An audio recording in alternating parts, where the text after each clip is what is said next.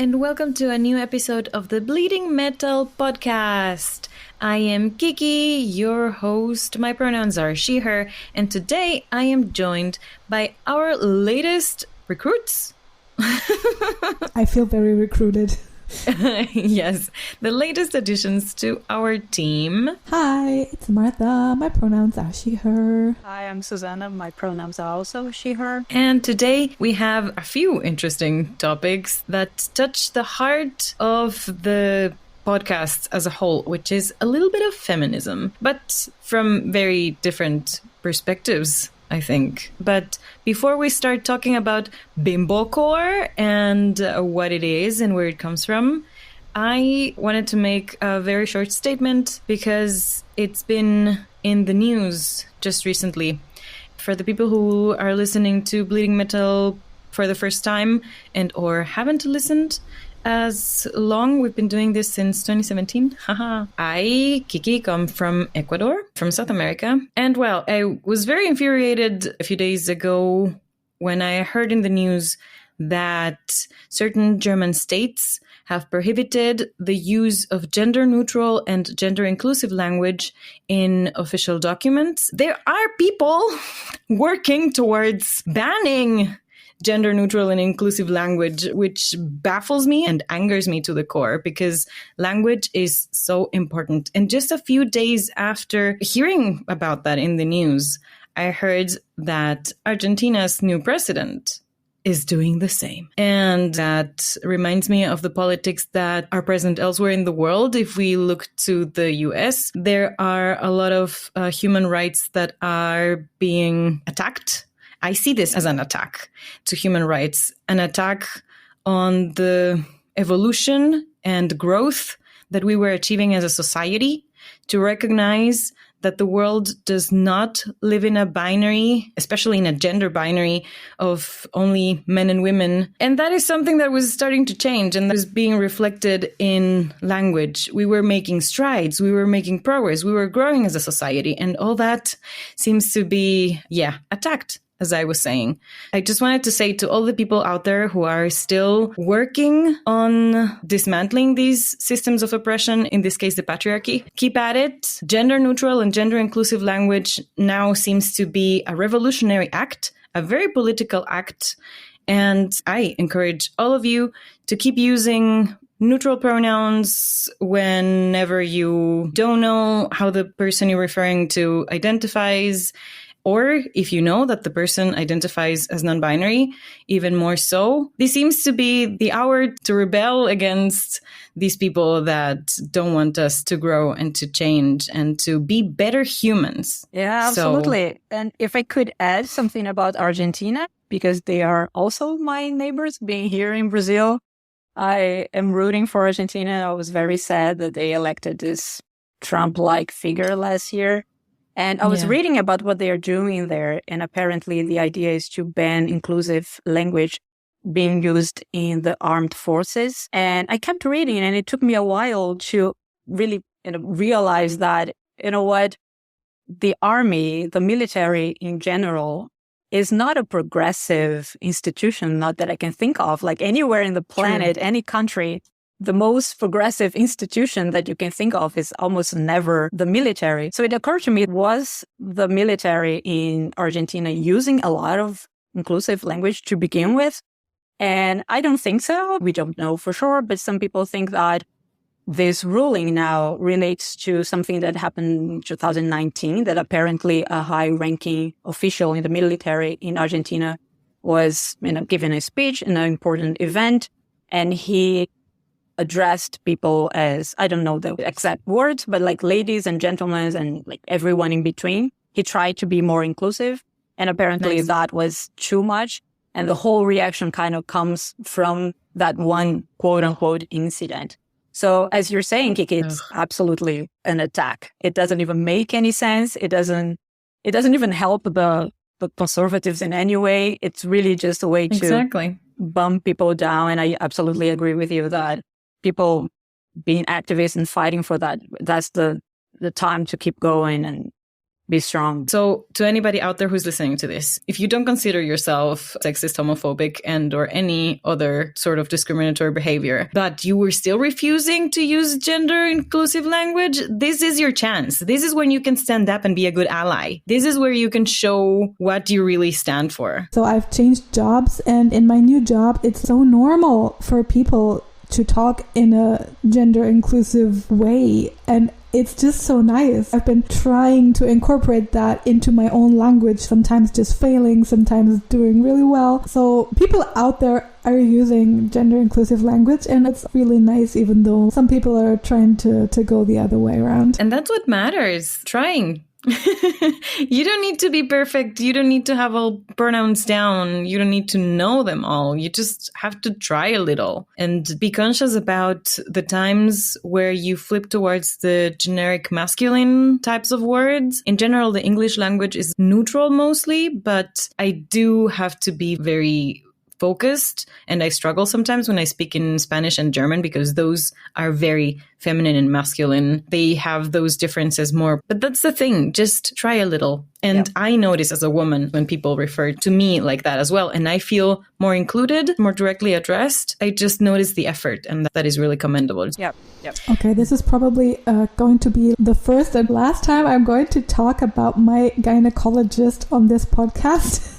When you come there for the first time, you always have to fill out this sheet with all your data and all your medical questions. And the first thing on this sheet was, how do you identify and how do you want to be addressed? And I was so happy that I mentioned this to the gynecologist when I went in with her, and she's like, you're the first person to say something about this. We've just implemented it recently after she read studies that is really important for trans people, for example. But I'm in a position to change this and to do something about it. And then she educated her whole staff, and I was just so happy. That is really cool to know when you have those kinds of experiences that actually make a difference and show people that it actually changes, it actually matters. But what we are here to talk about today, a bit of a different thing, the concept of Bimbocore. Suzanna, do you want to present the topic? My first number one positive thing to say about Bimbocore is that at least it's a interesting topic to talk about. I like that the conversation exists. I have strong mixed feelings about Bimbocore. The concept is, apparently it's something that is started in the fashion industry. Britney Spears, Paris Hilton, Lindsay Lohan were some of the inspiration for that. So it's kind of a callback to the 90s and early 2000s. But the idea is to take that and kind of use in a hyper exaggerated way. So it's, as a fashion statement, it's super pink, super glittery, very feminine, very delicate, making fun of how we in the 90s thought that that was so ridiculous, and bringing that back and kind of owning that and using that to say it's fine that you wear pink, it's fine to be super girly. And they do that in a kind of almost satirical way. It's kind of really exaggerated as a fashion statement. And I think what's happening is that some of that is also infiltrating the metal industry.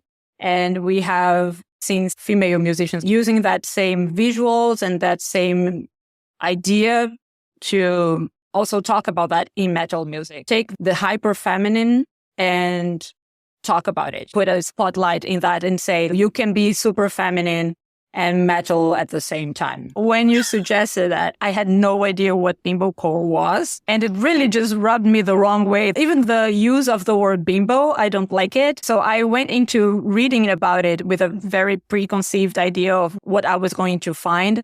And I was already not liking it. So I really had the awesome experience of changing my mind because I was more educated about a subject.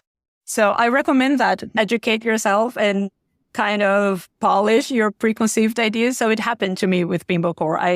I started out by just hating the whole thing. Like, the word bimbo, it's terrible. I don't want to see it. Mm-hmm. But there is a interesting side to this for sure. There is. Marta, did you know what Bimbocore meant before we started talking about it? I did not at all, and I'm so happy we talked about it. I may have never discovered it otherwise. I love everything about it, but just as Suzanna said, what I love most about it is that I hated it in the beginning and I challenged my own bias. Sometimes I pride myself a little in viewing myself as part of the solution, but this showed me that I am as much part of the problem as everybody else in the metal scene. I identify as a woman in metal. I've lived through some of the hardships and I was still being a terrible person about watching Bimbocore the first time. This whole scene queen concept, I didn't get it from just looking at it. So I read the article and I was like, oh wow, this is so deep.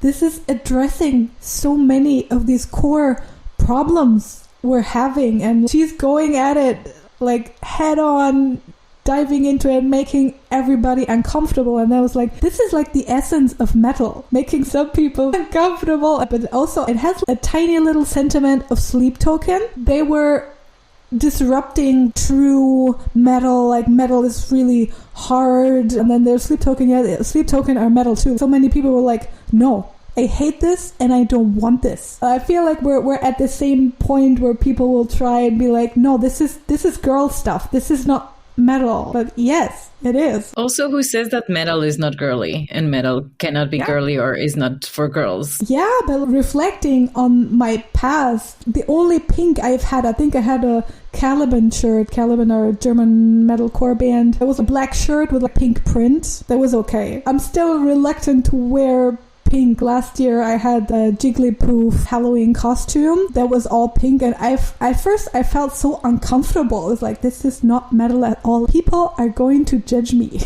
My good name in the metal scene is going to be gone when people see me in all this pink. Marta is going to be cancelled for wearing pink. Yes, exactly. I can absolutely relate because I've heard this or talked about this with a lot of other women in metal. And this is probably relatable to the whole metal scene and metal fans. As we were just talking about in the last big episode of the podcast about inclusivity and diversity in metal, we spoke to Sarah, and I'm really happy about how the episode turned out because it's something that I've been saying for a while, that metal is not as inclusive as it thinks it is, or the community as we think we are. And finally, we could talk about it at length. And I think metalheads, metal listeners already feel like the outcasts and the outsiders. And I think as a woman who listens to metal, we can also feel even more isolated and even more of an outsider, especially because what you were saying, Marta, and I mean, I'm not the biggest pink wearing person either, but my favorite color is purple. Purple and black. And sometimes one can feel a little bit like an imposter to want to live that femininity, but at the same time wanting to stay rad and stay mean. And I do recall when I was in my teenage years, I think I've said this before in the podcast, I do recall believing in the whole thing, but I'm not a girly girl. I'm different. I hang out with the guys. And that sentence right there is sexist. That belief is sexist because it means that you do agree with feminine things being less cool. And so in hanging out with the guys, I wanted to be cooler than the pink wearing girls and pop listening girls. That reminds me of the movie Mean Girls, which I love. And that is the stereotype of a bimbo. Yeah, the word is terrible. And the definition is a person, typically a woman, regarded as being intellectually vacuous and having an inordinate interest in appearing sexually seductive, or in other words, the second definition is a physically attractive woman who lacks intelligence. That is what Bimbocore reclaims, in a sense, in order to rebel inside the rebellion, because let's say the metal community or the metal scene is the rebellion against pop and mainstream music. Well, now we are rebelling inside the rebellion, rebelling against the black metal corpse wearing stereotype of a metalhead and combining it with this pink, blonde, sparkly aesthetic, but still making heavy music that can still be very intelligent and just shatter all of these stigmas and all of these preconceptions, as Suzanna was saying, of metal having to necessarily be super masculine, dark, mean, evil, menacing. kind of thing. Yeah. In our collective defense here, I think that we all fell to a trap that I was reading this article about Scene Queen, and I was suddenly 100% agreeing with her. What she was talking about was that when she was younger, and maybe that's the case for us, we were presented with two choices. She talks about it in the metal community, but I think it's everywhere. I was not part of the metal community when I was 12, but we are presented with two choices. If you want to be part of the metal community, you have to be like one of the guys. So you're masculine, and then you're interesting. And then it's like, I'm not like the other girls. I'm not super girly, blah, blah, blah. I say that all the time as well, that I'm not super girly. But the only other choice was kind of bimbo. Was like, yeah, you're super feminine, super sexy, but oops, you don't have a brain. So honestly, I don't know how to play the super hot girl. So even if that was two choices for me, I would be like, no, I only really have one. But if I had a choice, I would choose brain. And she talks about how if you're not the masculine girl, if you're not acting like a man or dressing like a man, then you are not going to be taken seriously. So if you only have those two choices, and if you want to be taken seriously, because of course we do, and if you want to be a person with a brain, because of course we are, the only choice was to be one of the boys. And if that happens to fit your personality, because in my case, it kind of does. I don't own anything pink either.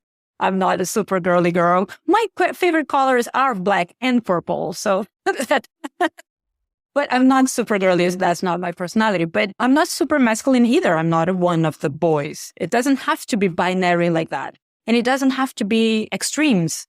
Right? You're either masculine and respected, or a bimbo that is super hot, but not taken seriously. And also something that she said about those two choices that made total sense to me was that either way, it's a masculine view about women. You're either one of them or you're sexually appealing to them. So what women want and what women consider attractive or smart or interesting is just not taken in account. So I think we all kind of felt into this trap that we wanted to be taken seriously. We wanted to be in the metal community, so we had to be one of the guys. But now it's like, it's cool to challenge that. Like, yeah, if you own a pink shirt, it's fine. And there are even so many bands now making merch that is pink and it's purple and it's so cool. And it's fine. The metal community is still alive and thriving. Absolutely. Suzanna, you put it as, oops, I don't have a brain.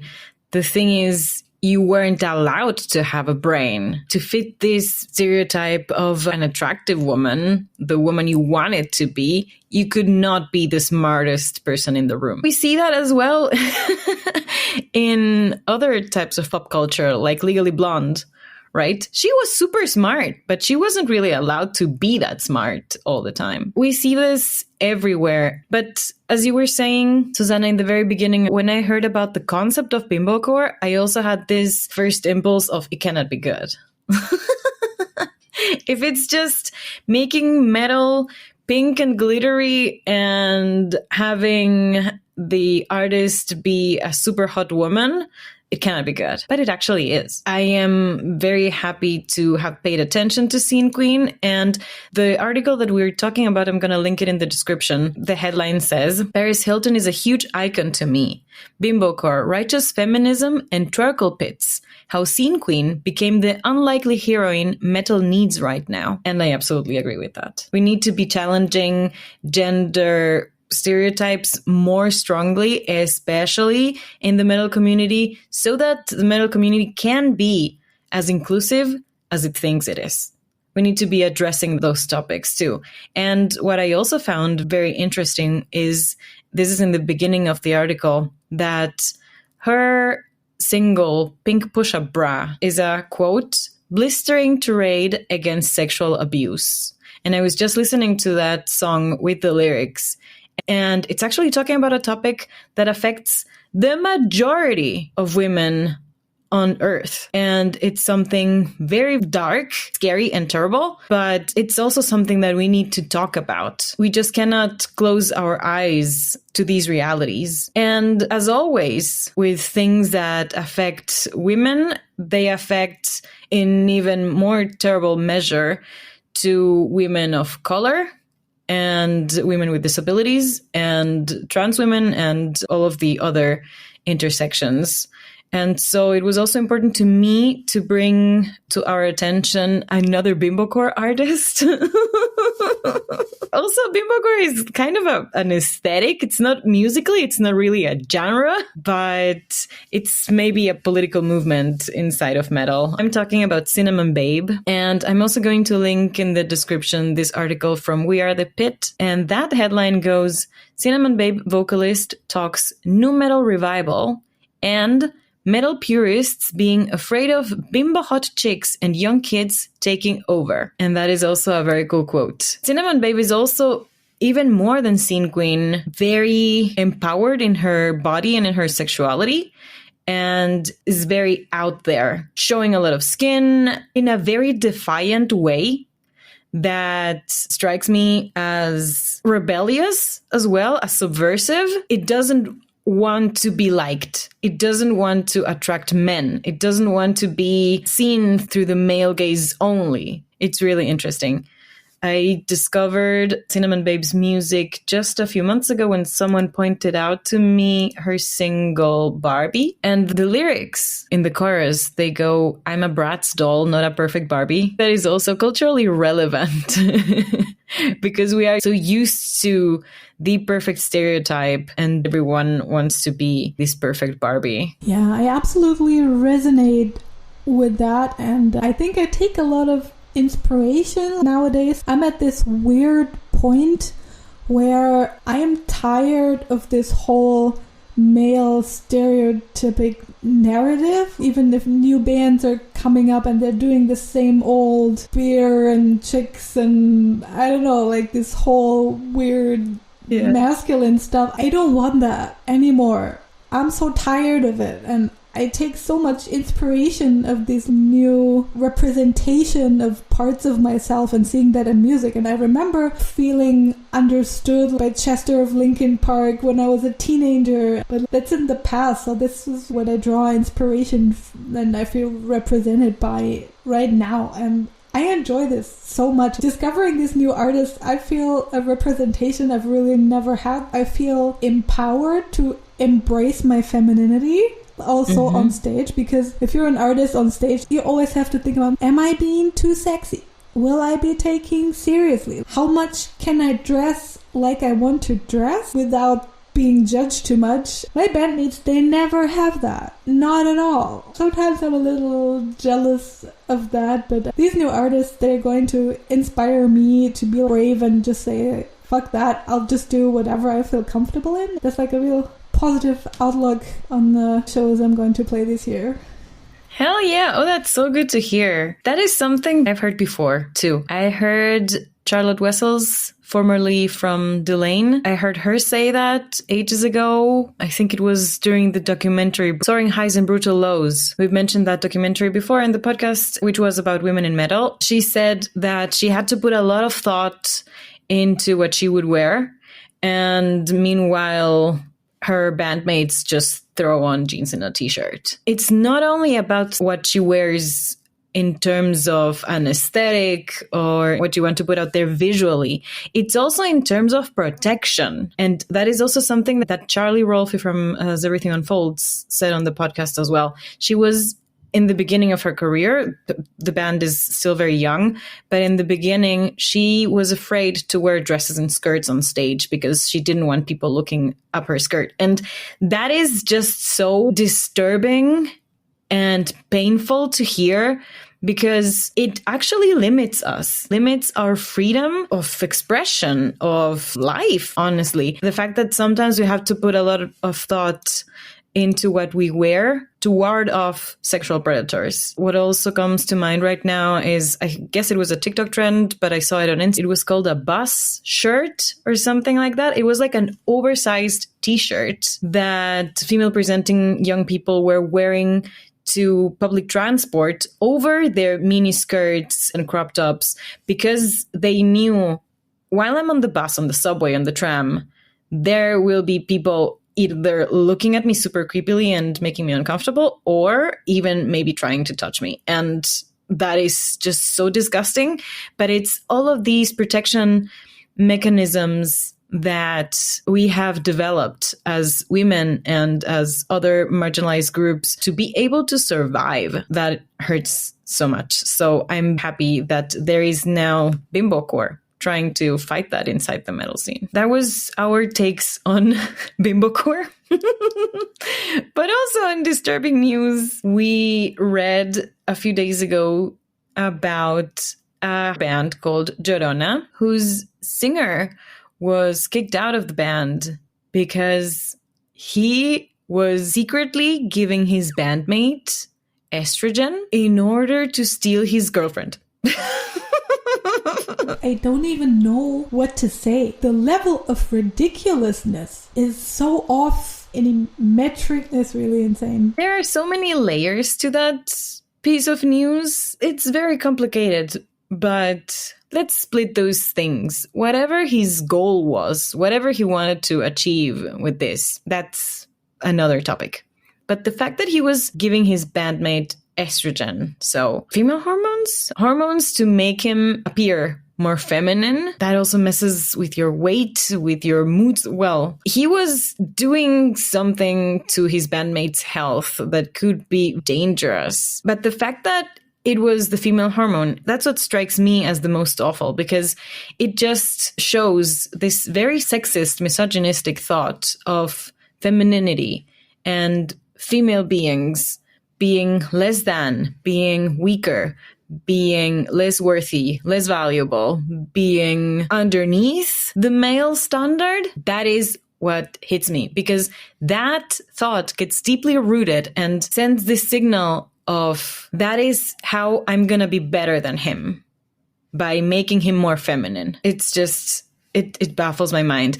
And it's that deeply rooted thought that is the cause of a lot of violence against women, as we were just kind of talking about. These are the power structures that we need to dismantle. These are the things in our own heads that we need to deconstruct. And yes, it's very difficult. And yes, I do it too. But it's something urgent and so necessary. And oh my God, don't try to poison your bandmates.